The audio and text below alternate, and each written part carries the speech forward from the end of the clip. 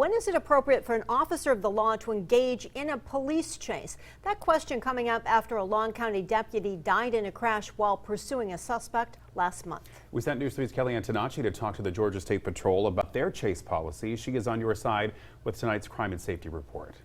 Well, Ben and Joanne, troopers say a chase is one of the most dangerous things they will ever do on the job. Each trooper now goes through weeks of training in the classroom and in their cars, and that helps when decisions are made in less than a second.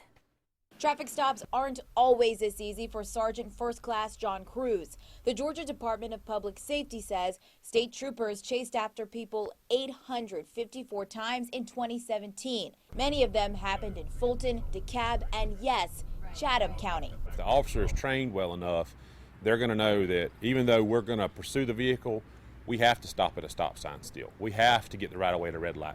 Sergeant Cruz says a trooper makes the decision on their own if they should chase a driver. They consider traffic conditions, the person driving, and the type of offense. A 2017 pursuit summary report says 1 in 8 pursuits are called off, more than half end in a crash. If I stop someone who is obviously intoxicated and they flee the traffic stop, then there's a little more need to apprehend that person because they're a danger to the public.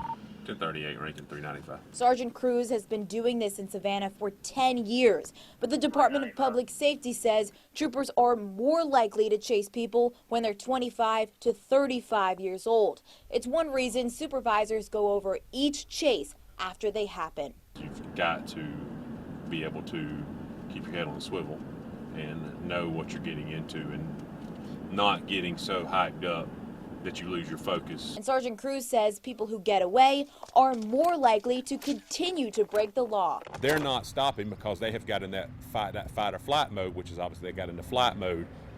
They don't stop. Of hundreds of pursuits in 2018, just 7 required an investigation by GSP's Internal Affairs Unit.